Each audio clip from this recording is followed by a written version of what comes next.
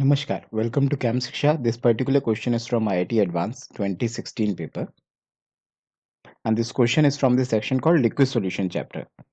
तो इसमें आपसे ये पूछ रहा है, कह रहा है कि mixture showing positive deviation from routes law से पॉजिटिव डेविएशन कौन दिखा रहा होगा इन चारों ऑप्शन में। तो ध्यान से सुनना मेरी बात। अगर आपको कभी ऐसा कहीं दिख रहा हो, किसी ऑप्शन में आपको ऐसा दिख रहा हो कि कहीं पे अट्रैक्शंस डोमिनेट कर रहे हो, अगर अट्रैक्शंस कहीं पे बढ़ रहे हो, आपको ऐसा कुछ नज़र आ रहा हो, ए और बी के बीच में बहुत अच्छे अट्रैक्शंस हो, मतलब सॉलिड सॉल्वेंट के बीच में अगर बहुत अच्छे अट्रैक्शंस हो, तो ऐसे में ये दिखाता है नेगेटिव डेविएशन।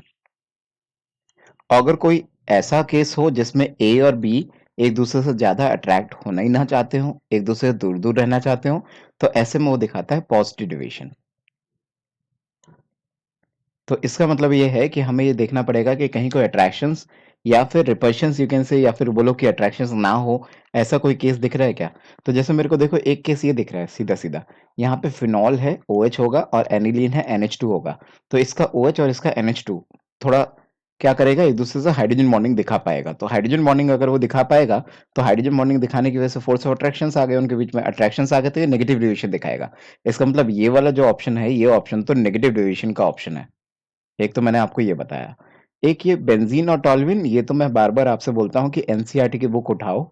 एनसीईआरटी की बुक में जितने भी आइडियल सॉल्यूशन के जितने भी एग्ज़ाम्पल्स लिखे हैं, ऐज़ इट इज़ उन्हें रट लो, उन्हें याद कर लो, उसके ऊपर बहुत क्वेश्चन्स आते हैं, बहुत बार ऐसे क्वेश्चन्स आते हैं और आगे भी आ सकते हैं कि इन चारों ऑप्शन में से कौन-कौन आइडियल सॉल्यूशंस है। तो आइडियल सॉल्यूशन जो एनसीईआरटी में एग्ज़ाम्पल्स है, कम से कम उतने तो आप हमेशा याद रखो। उसके अलावा चाहे बेशक याद रखो, चाहे ना रखो। तो बेंज़ीन, टॉल्यूइन बहुत फेमस एग्ज़ाम्पल है, ये बाकायदा आइडियल सॉल्यूशन का एग्ज़ाम्पल है, ये आइडियल सॉल्यूशन है।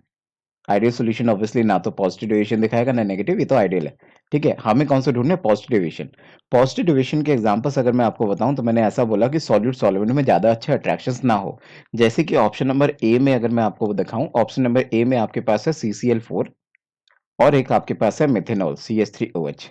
अगर आप देखो तो मिथेनॉल क्या है? मिथेनॉल एक अल्कोहल है जो कि अच्छा खासा एक पोलर कंपाउंड है। और अगर मैं CCl4 की बात करूँ, तो CCl4 आपका नॉन पोलर कंपाउंड है।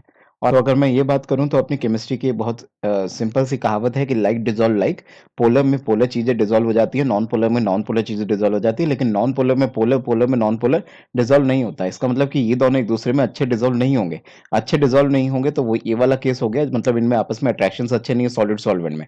अगर अट्रैक्शन अच्छे नहीं है, तो ऑब्वियस सी बात है कि ये कैसा दिखाएगा? ये दिखाएगा पॉजिटिव डेविएशन। सिमिलरली अगर मैं ऑप्शन नंबर किसकी ऑप्शन नंबर बी की बात करूं, ऑप्शन नंबर बी के अंदर भी सेम कहानी रिपीट हो रही है। देखो, आपके पास है CS2 मॉलिक्यूल। CS2 मॉलिक्यूल कैसा दिखता है? ऐसा दिखता है। इसका net dipole moment cancel out हो जाएगा, जिसकी वजह से कैसा है? ये है नॉन पोलर मॉलिक्यूल। और दूसरा क्या दिखा रहा है? दूसरा दिखा रहा है आपको एसीटोन। एसीटोन दिखेगा कुछ ऐसा सा। इसके अंदर कुछ ना कुछ पोलैरिटी आएगी, चाहे बेशक कम हो, लेकिन पोलैरिटी आएगी।